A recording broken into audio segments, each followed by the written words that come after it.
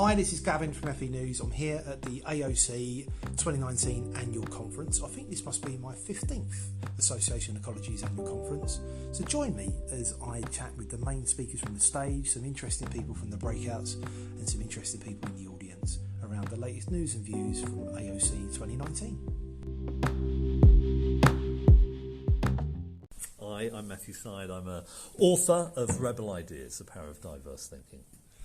We're at the Association of Colleges Annual Conference 2019, second time back, and it's really interesting that we're exploring diverse thinking. I know that a lot of people are I've got a really good, strong awareness of fixed and growth mindset, but I'm really keen to see how that then extends into diverse thinking, and particularly for leadership teams on how to be able to move things forward and to grow, to innovate, to collaborate, and to showcase best practice and ideas. But it's how we could practically do that.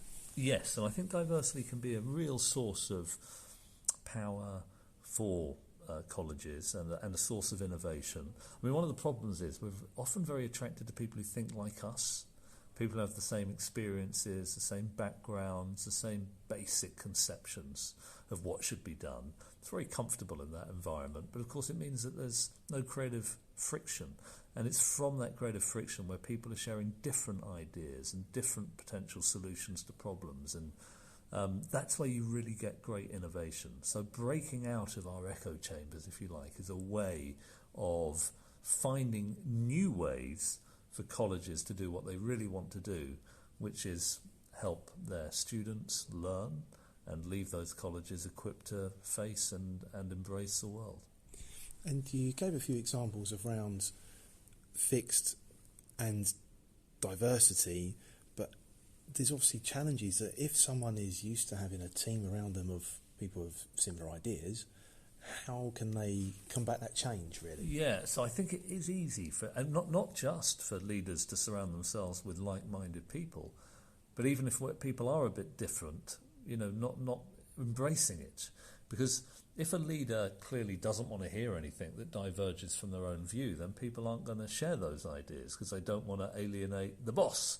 And so often people say not what they truly think, but what they think the leader wants to hear. That can be incredibly damaging. So I think leaders really need to be aware of how diversity can help them and not to be disconcerted where people offer perspectives that deviate from their own. And you mentioned as well the whole area around being brave and risk. Yeah, I think risk. So innovation, it's an interesting thing because in order to innovate, you have to occasionally do things and you can't be 100% sure they're going to work. I mean, in science, if you perform an experiment and you know the result of the experiment before you conduct the experiment, it isn't really an experiment.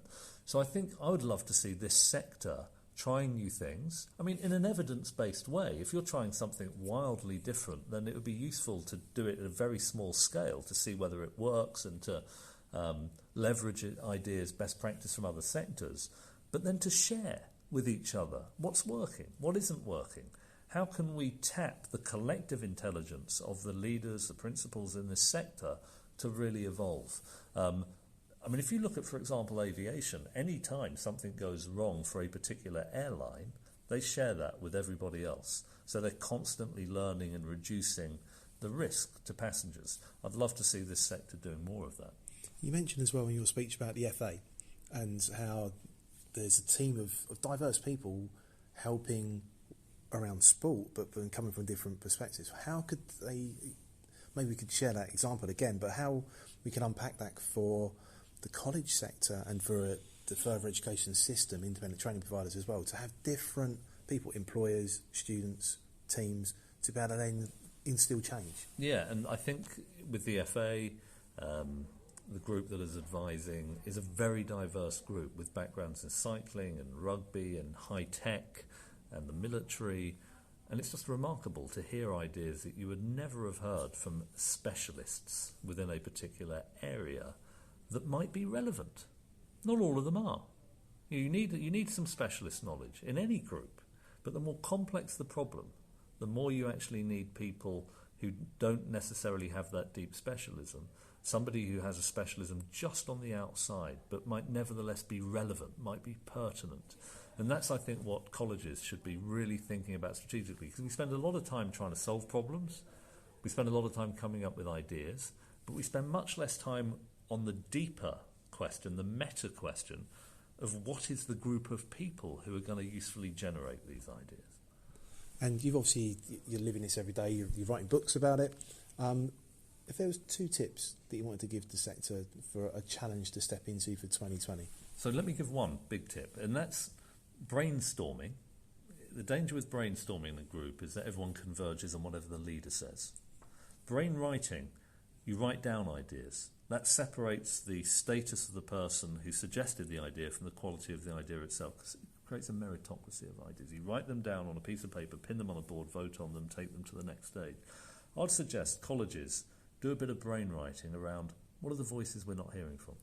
Where are the insights that are currently silent because we haven't got cognitive diversity? That could make a big difference.